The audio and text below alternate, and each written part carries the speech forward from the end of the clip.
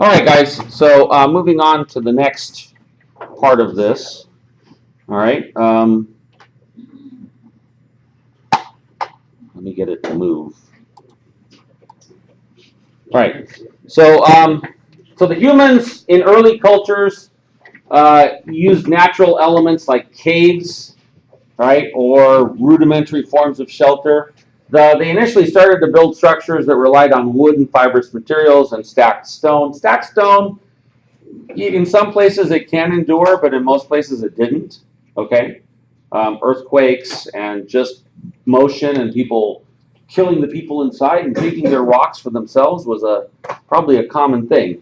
So the early structures didn't endure like the stone structures that came later, the bigger stone structures, the more monolithic ones. Okay, so the materials tended to deteriorate and crumble with the passage of time, and we don't have any real historic record of it. One of the things that sort of changed during that time period, and crud. Yeah, well, you guys will have to access the PDF files because it's I can tell right now that it's cropping. It's cropping this. I don't know if here. That's probably a little better. Let me see if I can do the other side too. Oh no, it didn't like that, did it? All right, I'm gonna just at least try to catch the front end of this. All right. At any rate, so the early humans were limited in their techniques and technology, and so one of the things that they did is the key important places, right, developed as ritual centers, rituals based on whatever religion was predominant in a region at a given time.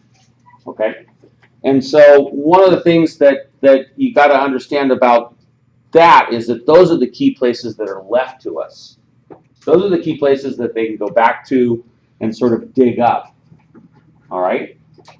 So, continuing on. Where's my cursor?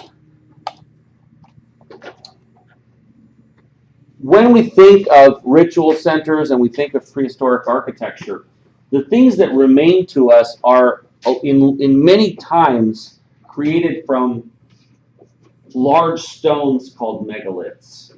Okay? So a megalith is an unusually large rough stone that has been used to construct a structure or monument. That's the definition of it. Okay, they can be used as one singular thing. I've got an image of that coming up next. Okay, or they can be used in twos and threes, and maybe a roof of a large stone placed over it, or they can be, more extensive structures made of stone. In some cases, some prehistoric structures were stacked stone. They figured out ways of bonding the stone together. But the ones that really endured, right, were these megaliths. And they're typically representative of prehistoric cultures. That's what we find, that's what's left to us. All right? An example of a megalith is this thing called the menhir. All right, that's a singular stone that gets placed. This is the largest one. I think it's like 25 or 30 feet tall. All right, and it's just one gigantic stone. All right. Another example is the rings of Brodegar in Scotland. All right, and these stones are basically set up in a circle, similar to what you find at Stonehenge. One of the things to understand about megalithic construction is, how the heck did they make these things stand up? The stones aren't just placed on the surface of the ground, right? The stones generally have some sort of an excavation that's made. A large stone is dragged over and placed into it and tilted up, and then it's backfilled. In the case of what you're seeing here, this is how they made something called a dolmen, which is a burial ground.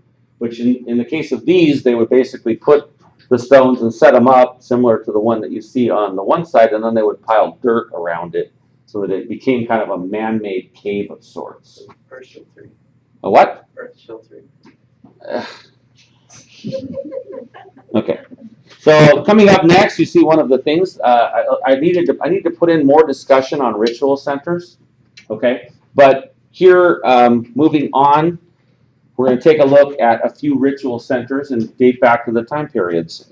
So Göbekli Tepe, right, was a ritual center. It's located in modern-day Turkey, all right? And so one of the things that I'm going to expect you guys to do, right, is to look up where these things are on Google Earth and mark them, okay? So it contains circles of massive T-shaped stones, right? This is the world's oldest known megalithic structure, right? Dating back to 9,000 before the Common Era. It's a pretty extensive place. There's 200 pillars and 20 different stone circles that they've found thus far. All right. Each pillar is up to 20 feet tall. So think about it. The ceiling in here is about 11 feet. Okay. So these stones are not necessarily a two-story structure, but they're pushing a two-story structure. Okay. And each of them weighs 20 tons. Can you imagine how the heck they move those things? They were fitted into sockets like that previous image showed. And in the case of this particular ritual center, those holes that they dug were actually cut out of bedrock. They weren't dirt. So it was a big deal. All right. There's an image or a couple images of that particular ritual center, and you can see the T-shaped stones and the carvings that are on it. All right, this one shows more of the excavation on the hillside and some of the stone circles that you find. All right, the next one is Katal Hayuk, and from the Turkish, it means a forked mound. And some of the stuff that they have found there are sort of cattle heads or cattle skulls. All right, so it's a really large sort of Neolithic settlement, and it's also in Turkey, and it existed about 7,500 to 5,700 before the Common Era. Okay, so you can see that this one is, they're finding remnants of it. This one isn't necessarily a megalithic structure, right? But this is one of the places where they're finding stuff that's ancient, right, or pre-ancient, prehistoric, that wasn't destroyed, so the materials were somehow preserved. You said in Turkey also? It's also in Turkey. You guys are going to have to find them. Next one, Stonehenge. Stonehenge, prehistoric monument in England. It consists of a ring of standing stones. Each stone's about 13 feet high and 7 feet wide. They weigh about 25 tons. Okay, the stones are set into a large area, a large network of monuments and earthworks, right? And this one just happens to be one of the big ones that we see in the middle. You guys are probably going to be doing a little bit more reading on it because there are different types of stones utilized in the making of this. Some of them came from, I believe, like 150 miles away. They're called the blue stones. And then there's the Aubrey holes and a couple of other things. So I think I have a reading assignment that I can give you on Stonehenge. All right. I need to add some additional pictures for that. The next thing that I wanted to kind of talk to you guys about, just to give you an example of these stone circles, those are the British Isles, England, right? Scotland, Ireland. Huh? They're not England. They're not England? Ireland and Scotland. Okay, so the British Empire? Sure. Would that be a better phrase? So British Empire. All right. So, but these are called the British Isles, right? Yes, I believe they are. Anyway, so that gives you kind of just a general idea of all of the places, or some of the places that they found these stone circles, and all of them are, for the most part, prehistoric. All right. So to finish this sort of discussion off, one of the things that I want you guys to understand is that those ritual centers were kind of the precursor to true civilization, right? The true civilizations started around 5,000 before the Common Era in specific places, okay? Not everywhere. So the stuff in the British Isles was not where people were starting civilizations. They were starting civilizations in other distinct areas. So during that time period, humans started to settle down in one place. They lost their nomadic culture. They began to essentially rely on agriculture, okay, and on methods of trading. They started to build their first permanent homes, and the first cities were built. They began to use metals for the first time. So this is where we switch from Paleolithic to Neolithic.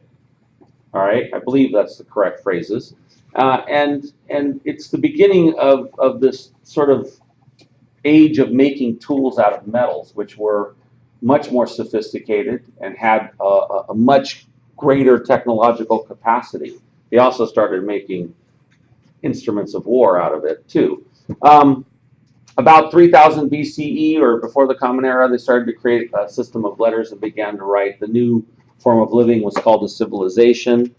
And these are 4 places where the civilizations occurred globally.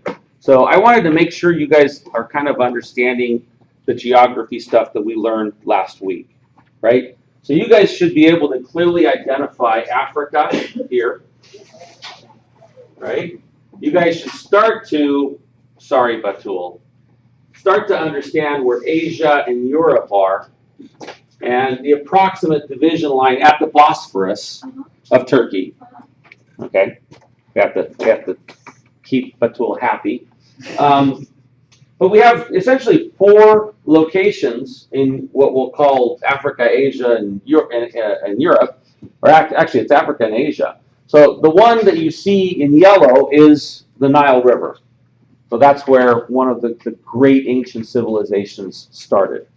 Okay. The other one, the next one that comes across is where Mesopotamia occurred, which is the Tigris and the Euphrates valleys.